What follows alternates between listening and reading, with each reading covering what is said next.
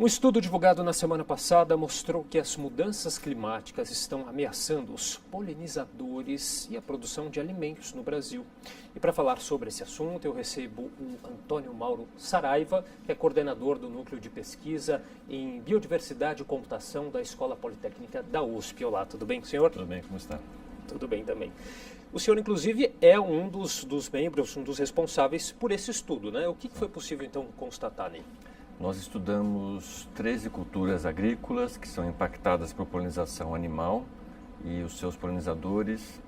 E, de uma maneira geral, nós notamos que há uma probabilidade de redução de até 13% desses polinizadores com impacto, portanto, depois na produção desses produtos, a maior parte deles alimentos. E esse estudo, ele aconteceu durante quanto tempo, doutor? Isso é uma coisa que está sendo observada há um bom tempo?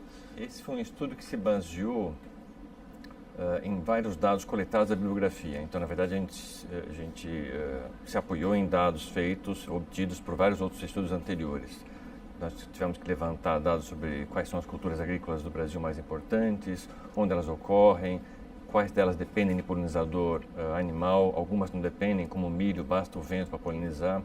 Então, foi um estudo de 2, 3 anos só para fazer esse levantamento, depois fazer os estudos e as análises. Quais são os principais polinizadores que a gente tem, só para entender melhor como a gente funciona? A gente focalizou nos polinizadores animais, a maior parte deles são abelhas, né? Abelhas, outros insetos. Há polinizadores que a gente não imaginaria, em alguns morcegos são polinizadores também, mesmo em alguns casos mamíferos são polinizadores, né? Outros mamíferos, mas os principais são insetos. Né? Dos insetos que a gente conhece mais, das abelhas, aquela abelha europeia, né, que todo mundo conhece, que é introduzida, não é do Brasil, mas mesmo alguns polinizadores, algumas abelhas nativas, como a mamangava, aquela abelha grande, preta, que todo mundo tem medo, porque ela tem uma ferroada bastante dolorida, uma picada dolorida, e aquela pequenininha que aparece em quase todo lugar, tem aquela jataíma bem pequenininha, parece um mosquitinho, e é totalmente inofensiva para nós. Bom, e aí como que essa questão acaba influenciando no mercado de alimentos? É bastante preocupante você ver que esses alimentos todos vão sofrer impacto na sua produção, né? Porque se você não tem um polinizador e esses produtos dependem de polinizador, não só para a produção, mas até para a própria qualidade. É muito fácil de ver algumas, principalmente frutas.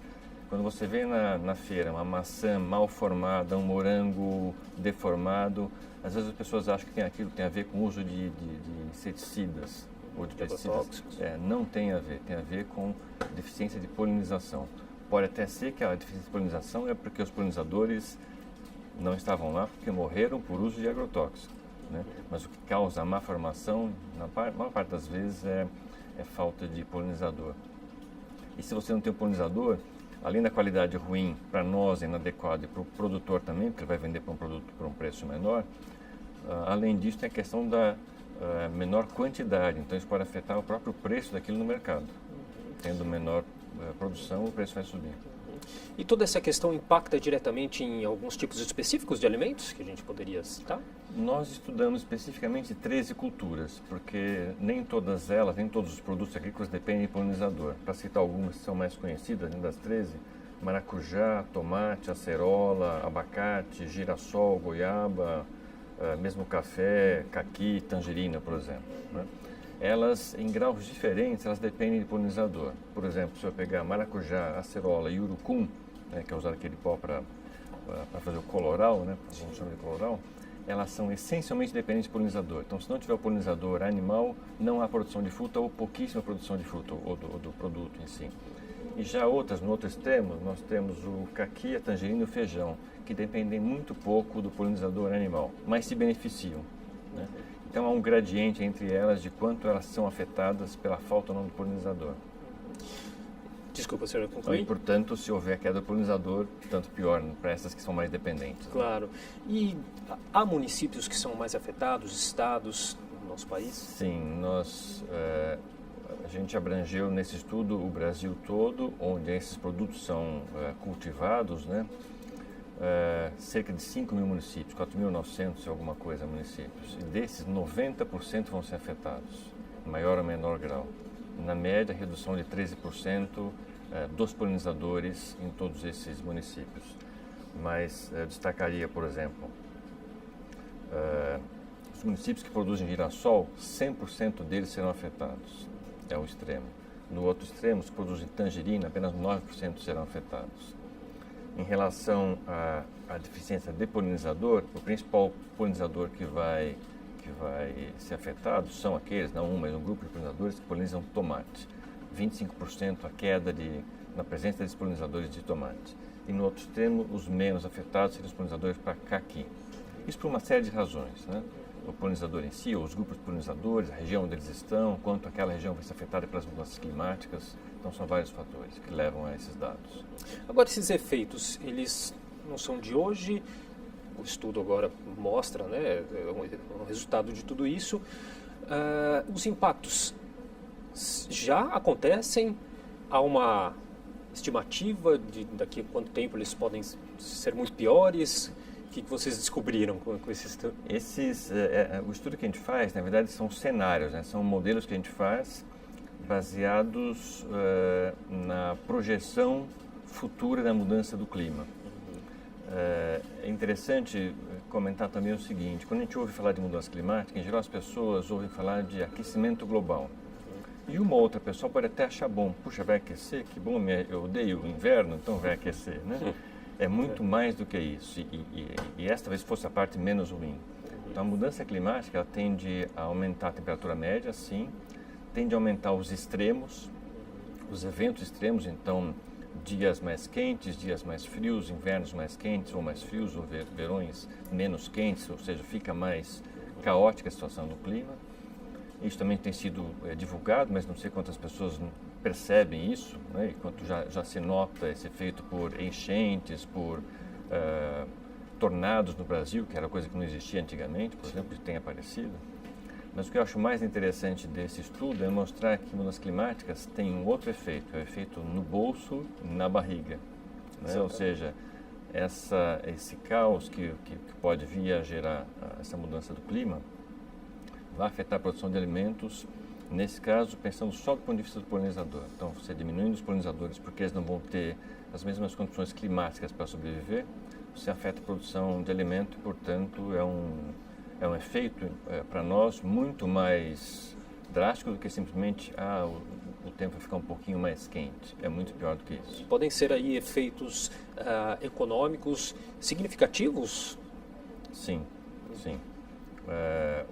O outro dado interessante é o seguinte: a gente analisou os municípios também pelo viés do seu PIB, né? E boa parte dos maiores problemas vão acontecer em municípios com PIB baixo, né? Então, esse PIB baixo tende a diminuir ainda mais, então, o produto interno bruto, ou seja, a renda desse município tende a diminuir, porque os polinizadores não vão polinizar as culturas e os agricultores vão ter menos renda. Mas a maior parte dos municípios que vão sofrer impacto são municípios de PIB mais alto, mas isso não é uma boa notícia, porque é PIB mais alto, mas se a redução for grande desse PIB, aquela redução vai afetar a população que ali vive, né? Então vai afetar emprego, vai afetar a renda dos produtores, toda a cadeia de comércio depois, né, que depende desses produtos agrícolas. Agora, Antônio, é uma questão que nos parece que não tem muito como revertê-la, né? Ou pelo menos não a curto prazo. Quais medidas mais a curto prazo podem ser tomadas, se é que podem? Não podem, eu acho que a gente tem que caminhar para isso. É evidente que nós já estamos numa rota de deterioração do clima por conta do efeito estufa, né? Mas nós temos que tomar medidas para diminuir o impacto. Isso vai desde essas medidas mais amplas para tentar diminuir esse aquecimento global. Então aí vão medidas como usar menos veículo com combustível fóssil, diminuir desmatamento, coisas desse tipo, que são de aplicação geral e não tem a ver só com a questão específica desse trabalho de polinizadores, mas tem a ver com toda a mudança climática, até aspectos mais específicos em relação à questão dos polinizadores da produção agrícola. Você pode trabalhar, por exemplo, identificando, por esse nosso modelo, a gente percebe, eles funcionam da seguinte forma: você vê onde o polinizador ocorre atualmente e antecipando onde o clima que atualmente é favorável ao polinizador vai ocorrer. Então, tipicamente o que acontece com a mudança climática no sentido de haver um pequeno aquecimento, um clima que hoje acontece aqui em São Paulo, nós estamos, tende a acontecer mais ao sul. Ou seja, regiões que hoje são mais frias vão ficar um pouco mais quentes, como é São Paulo hoje, né? Então, tudo tende a ocorrer mais ao sul. Tudo que acontece climaticamente num certo ponto vai ocorrer climaticamente mais ao sul. Mas não apenas isso. Então, o que se pode fazer, por exemplo, é verificar esses locais onde esses polinizadores tendem a acontecer no futuro e tentar preservar aquelas regiões para que aqueles polinizadores tenham condição de sobreviver lá. Do contrário, eles simplesmente vão desaparecer, porque não vão ter condições climáticas para sobreviver. Isso é um dos aspectos. Outro é tentar ter também, na agricultura, como é praticada hoje, mais plantas que sirvam de alimento para os polinizadores. Quando eu digo que um polinizador, por exemplo, é um polinizador de caqui, por exemplo, ele não sobrevive de caqui o ano inteiro, porque a flor do caqui, onde ele vai coletar néctar e pólen, está presente por algumas semanas, digamos assim, né? E no resto do ano. Então ele tem que ter outras flores, outras plantas nas quais ele obtenha néctar, pólen, onde faça ninhos, por exemplo. Então é importante que todo esse ambiente que circunda a agricultura esteja presente para o polinizador poder sobreviver. Tá bom, Antônio, queria agradecer muito sua participação. Conversei aqui com o Antônio Mauro Antônio Mauro Saraiva, que é coordenador do Núcleo de Pesquisa em Biodiversidade e Computação da Escola Politécnica da USP. Muito obrigado. Obrigado, o prazer foi meu.